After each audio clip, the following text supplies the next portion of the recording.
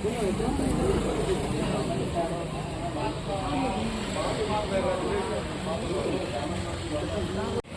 విలేకరులకు మొదటగా నా నమస్కారాలు. మొదటగా నేను పెనుబలి గ్రామంలో 7 సంవత్సరాల నుంచి నేను పనిచేస్తున్నాను ఏఎన్ఎంగా. కానీ మాకు 4 సంవత్సరాల నుంచి ఎమ్మెల్యే అన్నశివపురే గారు పనిచేస్తున్నారు. ఆమె వల్ల వర్క్ విషయంలో నేనైతే చాలా సఫర్ అయ్యాను. ఎందుకంటే ఆమె పొద్దున 10:30కి 9:30కి ఆ టైంకి వస్తారు. వచ్చి అప్పుడు ఆశాల చేత టిఫిన్లు తెప్పించుకొని తినడము, ఫోన్లు మాట్లాడుకోవడం, చీటీలు గురించి, 1 గ్రామ్ గోల్డ్, శారీసు, డ్రెస్సులు వీటి గురించే మాట్లాడుకుంటారు. 12:30 వరకు ఓపీ చూసుకుంటారు. తర్వాత మధ్యాహ్నం అన్నానికి వెళ్తారు.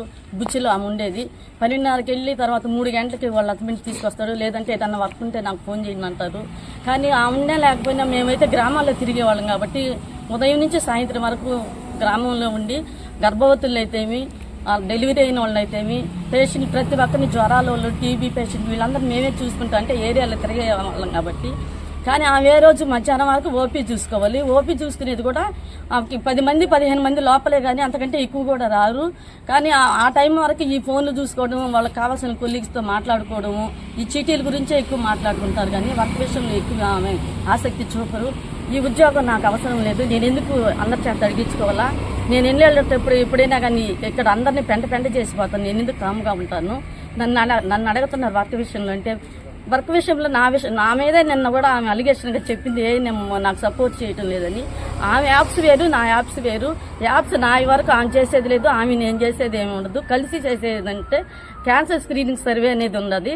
ఆ స్క్రీనింగ్లో కూడా ఇద్దరివి సపరేట్ చేసుకొని చేస్తున్నాము. వాటి విషయంలో కూడా ఆమె ఓపీలో కూర్చొని వీళ్ళ దగ్గర వాళ్ళకి వెళ్ళక బాగుండే ఫోన్లు చేసుకోవడము, ఓటీపీలు చెప్పుకొచ్చుకొని చేపించుకుంటారు. నేనైతే ఉదయం నుంచి మధ్యాహ్నం వరకు ఏరియాలోని గర్భవతుల గారికి కానీ, టీబీ పేషెంట్లు కానీ ప్రతి పనిలో గ్రామస్తులైనా కనుక్కొని మీరు నేను ఎలా తిరుగుతాను, ఎలా ఉంటాను పని విషయంలో. నా మీదే అలిగేషన్ పెట్టింది.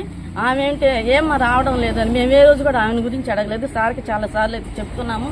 కానీ మీరు సర్దుకొని చేసుకోండమ్మా, ఒకరికొకరు కలిసిపోయి ఉండాలి, ఇట్లా అలిగేషన్ చేసుకోకూడదు అని చెప్పి అన్నారు. అలాగే మేము సర్దుకొని చేసుకుంటున్నాము.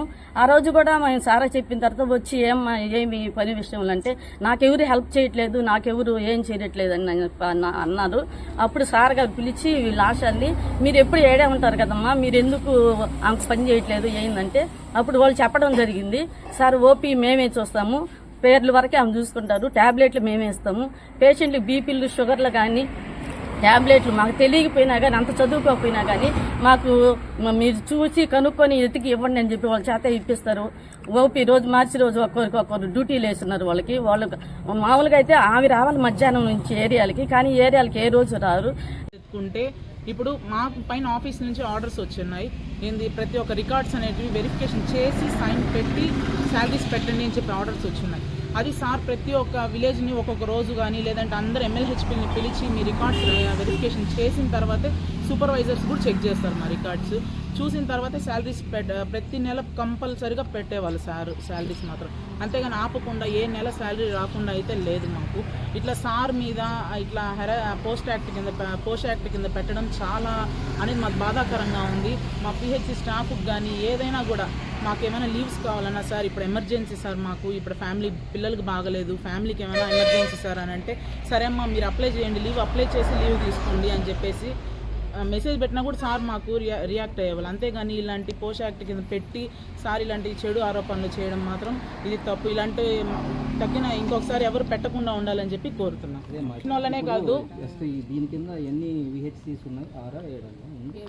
7 విహెచ్సి. ఇప్పుడు దామన్ మడుగు 1 or 2 years ఎవరికో లీవ్ ఇచ్చున్నారు. 2 years ఎవరికి నుంచి అక్కడ ఎవరు లేరు అనేది కావాలి అని అంటే సార్ ఏంటంటే ఇప్పుడు ఎవరికైనా అండి ఒక మాట, ఒకవేళ సారు మేము లేదంటే ఎల్ఓపి కింద పొమ్మంటారు, అంటే లాస్ ఆఫ్ పే కింద కూడా పెట్టిన రోజులు మేము కూడా ఉన్నాయి. సార్ ఏంటంటే వద్దు మీరు లాస్ ఆఫ్ పే కింద పోండి అని చెప్పి శాలరీస్ వదులుకొని మాకు ఇంకా ఎమర్జెన్సీ కాబట్టి మేము లాస్ ఆఫ్ పే కింద పోయిన రోజులు ఉన్నాయి. ఈవెన్ ఎన్కాస్ట్ జరిగినా కూడా మినగలకు కానీ మనసులో మొన్న అది ఒక పేషెంట్కి బీపీ చూడాలని చెప్పారు సార్. బీపీ మిషన్ చెడిపోయింది, అది బాగు చేయండిమా, మేము బీపీ పోయి మీరు ఎట్టా రావటం లేదు ఏరియాలోకి, మేమైనా పోయి ఏరియాలో పోయి చూస్తామంటే బీపీ మిషన్ మేము డబ్బులు పెట్టి మేము బీపీ మిషన్ మేము బాగు చేయించుకొని నేను పోయి ఏరియాలో నువ్వే పోయి చూడు అనింది. మమ్మల్ని అయితే వర్క్ పరంగా అయితే సార్ కూడా మేడం ఏం అనలేదు సార్. సార్ ఏ మాట అయినా వర్గపరంగానే మాట్లాడాడు. వేరే ఉద్దేశంతో సార్ మాట్లాడలేదు. సార్ వచ్చిన తర్వాత మా జనవాడ పీటీసీ కూడా సార్ అంతకుముందు వేరే విధము, సార్ వచ్చిన తర్వాత జనవాడ పీటీసీ బాగా ఎదిరింది. బాగా మాకు అన్ని సౌకర్యాలు కూడా బాగా చేశాడు సార్. సార్ చేసినట్టు ఎదురు కూడా ఇంత లేదు ముందున్నట్టు. సార్ మీద ఆమె ఇచ్చిన ఆరోపణలు అయితే అన్నీ మేము ఖండిస్తున్నాము. ఏ ఒక్కటి నిజం కాదు, అన్నీ అబద్ధాలే సార్. సార్ని కూడా మా ఓపీకి వచ్చిన వాళ్ళకి మా ముందు బూతులు తిట్టింది సార్. అవి మేము సార్కు చెప్పలేదు. ఒక ఏఎన్ఎంకి మేము చెప్పుకొని మేమే బాధపడ్డాము. సార్ దాకా కూడా రానిలేదు. ఇంత దూరం వచ్చింది కాబట్టి ఇప్పుడు అవి కూడా చెప్పాల్సి వస్తుంది. మమ్మల్ని తీసేపిస్తాదంట. ఆమెకి మీరు పని చేయకుండా ఉంటే మిమ్మల్ని తీసేపిస్తానని మాట్లాడింది. నేను నాకు కానీ ఎదురు తిరిగితే నేను పోయి డిఎంహెచ్ ఆఫీసులో కూర్చుంటాను, అక్కడ మాట్లాడి తీసేపిస్తానని కూడా అన్న సందర్భాలు ఉన్నాయి సార్. మమ్మల్ని వేధించారు కూడాను.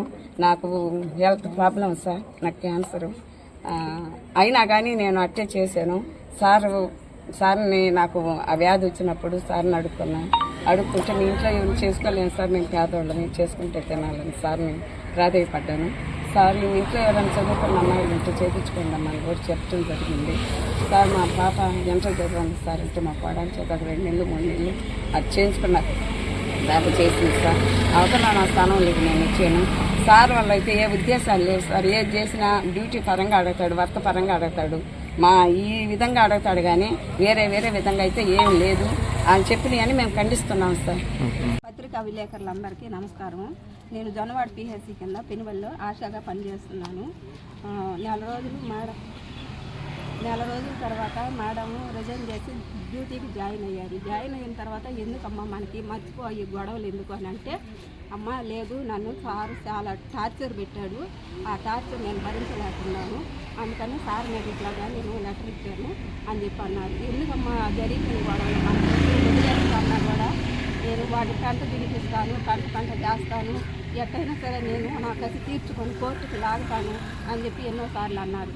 నేను ఎందుకు ఈరోజు ఇలా చెప్పవలసిందంటే, సార్ చాలా మంచివారు, కానీ సార్ మీద ఇట్లాంటి అబద్ధాలు చెప్తే మేము భరించలేకున్నాం. కానీ ఈరోజు బయటపడి చెప్పాల్సి వస్తుంది. ఆమె పైగా ఈ ఎమ్మెల్యేస్ వీళ్ళందరినీ ఫోన్ చేసి పదే ఆశాలు కానీ ఏఎన్ఎంలు కానీ ఎవరైనా సరే పని చేయకుండా మన మీద ఏదైనా అన్నా కూడా మీరు ఒప్పుకోవద్దు, అసలు వాళ్ళని మనం లెక్క చేయకూడదు అనే లెక్కలో ఇదిగా ఫోన్లో ఒకటే మన ఫోన్ మాట్లాడతా ఇదే విధంగా ఉండేది.